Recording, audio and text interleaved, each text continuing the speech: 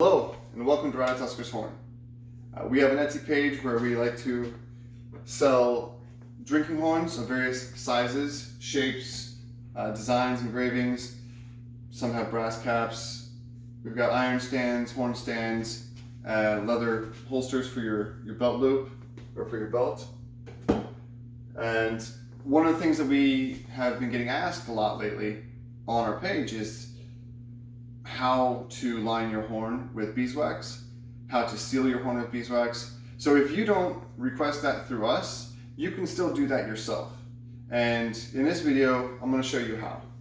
First, let's go over the different types of beeswax you can use. I prefer to go through my local beekeeper. That's where I purchase my honey. And he also sells the beeswax.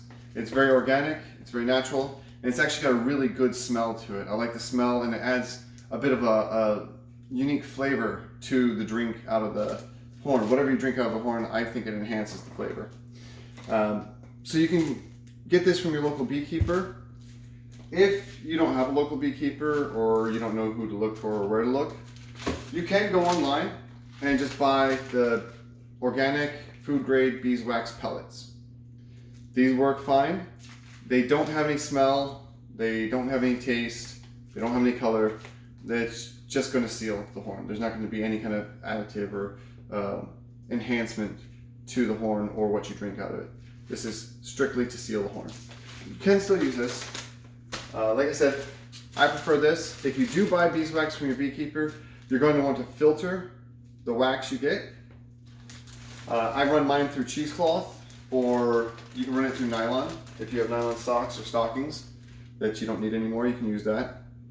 And you'll melt it down and you'll pour it. What I use a mini cupcake pan, and I line it with little bits of aluminum foil in each cupcake cup area. And this is kind of what you end up with. It's little pucks of beeswax that's got a lot of the particulate matter taken out of it. There is a bit of particulate in here because it is all natural, it's organic. Now, that being said, once you get your beeswax, everything set, everything ready to go, you're also going to need something to melt it in. I like to use this. It's porcelain. It's maybe a cream or a gravy ladle or gravy holder, whatever you want to call it. In any case, I like to use this. It's got a little bit of weight behind it. It'll sit at the bottom of your pan. And another option you can go with is the aluminum can. So if you've got a tin can that you had corn or peas, whatever veggies in, just peel the paper off, try to clean up the glue as good as possible, clean the inside really well, and you can use this. One of the issues I have with this is it's not heavy, so it doesn't really sink. So you have to add quite a bit of wax in there to add that weight to get it to sink to the bottom, because you will be boiling this in water. This, on the other hand, got enough weight behind it with or without wax to sink straight to the bottom. So it works a lot better for me. Now you'll want to get a pan or a pot that is dedicated for this purpose. It will get ruined. It will get wax in it. If you don't have a cheap pot pan that you're going to throw out anyway, you can get one pretty cheap, and I recommend using that. You're going to want to fill it, I usually do about halfway with water, but you just want enough water in it to cover a good portion of your container, your wax container, and not overflow when it boils. You do not want to melt your wax in the microwave or straight onto the stove. It's not going to do any good for you. Another thing you're going to want to get set up is when you're pouring your wax into your horn, you'll pour it in the horn, you'll pour it back into the container, pour it in the horn, back into the container. You'll do that until it's pretty well coated. But once it's coated, your horn is going to be really thick with wax in there. It's not going to look great, and it's not going to cover as well. So if you heat up your oven to about 170 to 180, I like to use 180. It works a little bit faster. 170 takes a little bit longer. But 170 to 180, and get a cookie sheet or some kind of a pan. You can do one of those disposable aluminum pans. from the grocery store. They're very cheap, and if you get that, you can reuse it over and over again for the same purpose.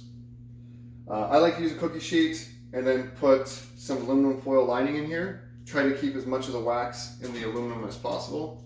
If you just use aluminum on your rack in the oven, you are likely to pour over, spill, break some of the aluminum, and it will get into the bottom of your oven. It's happened to me several times. That's why I've had to adjust my methods as I go. It's really a pain to clean out of your oven. You don't want that. I also recommend getting something to prop your horn up, because if you have a horn that's curved or just doesn't want to stand up straight for you, you'll want to lean it up against something. I like to use an iron stand, and that wax will melt down.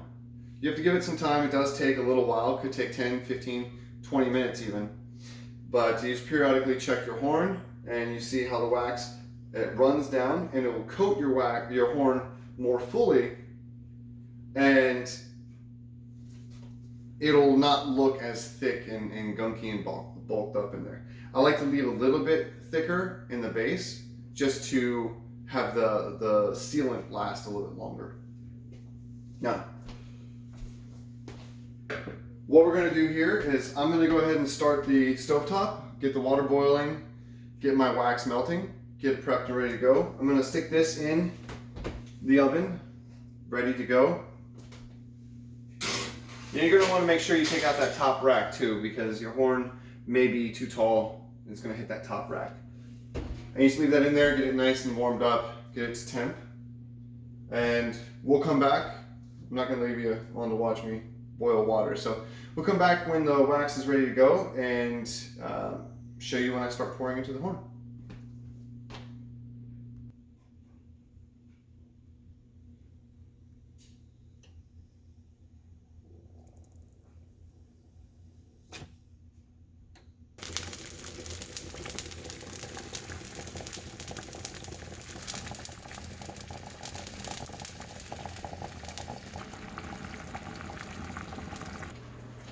All right, so it looks like our wax is done. It's fully melted and we're ready to go. A couple things I failed to mention earlier. You're going to want to get a rag, just any kind of rag that you can grab onto your container that you've got the wax in. It's going to be hot. I don't recommend using oven mitts. You lose a lot of dexterity, and you're going to ruin your oven mitts, because you're going to get wax on this at some point. And then you're also going to want some kind of a plate or a tray, something that you don't mind getting wax on, because it does tend to drip sometimes. So you grab your horn, get it nice and ready to go, grab your wax. You want to come over top of your plate here, and you'll pour the wax to give it a good, nice, solid coat, since I'm going to be melting it down for an even coat later, and you pour it right back in.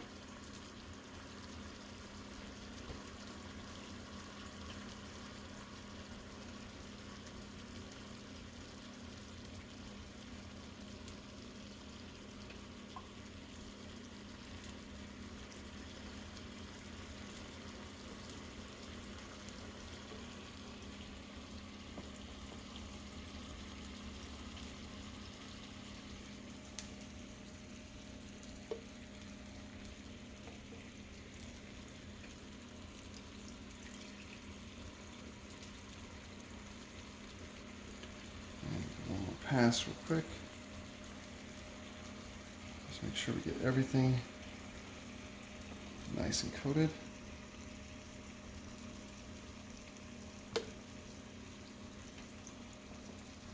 There's enough wax here in the bottom that once it melts in the oven, it'll come down and cover it nice and evenly. All right, so we've got our wax done. We're just gonna sit it down right here because we're finished with it. We're just doing this horn today. One thing I do want you to note, if you look here at the stovetop, you're going to see a lot of wax spits out. So I recommend clearing your entire stovetop first, and make sure you don't have any pots, pans, water kettles, anything like that, because you're likely to get wax a little bit around that area. You can get a rag, again, just kind of wipe it off Make sure your rag doesn't have any wax on it, but you'll wipe it off. Beeswax, while it's still warm, comes off fairly easily. So you can wipe it off, it leaves a nice little polish, but all in all, no real harm. So while it's still warm, while it's still kind of fresh, you're gonna see it's on there pretty thick. Leaves a very off-colored film inside there. All that's gonna go away. It's gonna look really well, really good once you're finished. So if you get ready to go ahead, just lean it right in here. Get in the oven. Make sure it's nice and stable. And that's it. We're going to go ahead and let it sit in there. Check it every 10 minutes or so. It might take 15 minutes, might take 20 minutes. It really is going to depend on the thickness of your horn, how much wax you used, the size of your horn. All that's going to play a factor in it. But just check it periodically. For this, you may want to use an oven mitt. I just pull the horn out, but pull it, check it. If it's not ready yet, if it still has that yellow kind of coating and color to it, put it right back in. I'll give you another preview once the horn is ready, and each time that I check it, I'll give you a preview of kind of the phases and the steps that go along in the progress of the wax melting and coating throughout. Sure I'm not missing anything. Okay, yeah, I think that's it for now. We're gonna go ahead and cut here. We'll bring you back on and show you when we check the horn and see where we're at. Okay, so about 10 minutes has passed or so, so I'm gonna take a look at the horn, just kind of see where we're at. All right, if you want to take a look inside here, you can see we've got a little puddle of wax here at the bottom. As we take the horn out, flip it over so we don't drip inside our oven. All right, we're looking pretty good. Actually, 10 minutes in, you see most of the wax has melted down and coated the horn well. But you can still see a little bit of that yellow deeper down in there. It's a little bit more than I like to see. We're gonna leave it in there for another 5 minutes or so, and we'll come back and check in then. All right, we just checked our horn. It's been about 15 minutes from the time we put it in.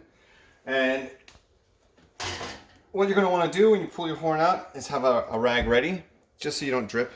And then you can also get the end for any excess wax. And if you take a look inside the horn here, I can get that lighting. Let me spin it a little bit. You can see it's nice and coated. You can't really see any of that yellow residue anymore. All right, we're going to go ahead and sit the horn down here so it can cool. You do want to allow the horn plenty of time to cool down, and that way the wax can solidify. I don't recommend rushing the process by running it under hot water or cool water or anything like that. Just let it cool down naturally. It helps the horn maintain its size and shape and doesn't cause any additional issues. So after that, we're going to go ahead and pull our wax. As you can see here, the wax is melted pretty thoroughly here. Looks like we avoided getting any wax on our cookie sheet, which is nice. And we let this wax cool down, let it harden. We can peel it right off here, check it for any kind of impurities, and potentially use it again. I don't like to reuse this wax for customers' horns, but I do tend to reuse it for my own purposes. I may use it for my own horns, or I may use it for other projects that I've got going. All right, I think that's pretty much it. If you have any questions, please feel free to reach out and ask. You can either reach out to us in the comments below, or you can go to the description and follow the link to our Etsy page and message me there. And I appreciate your time. Thank you.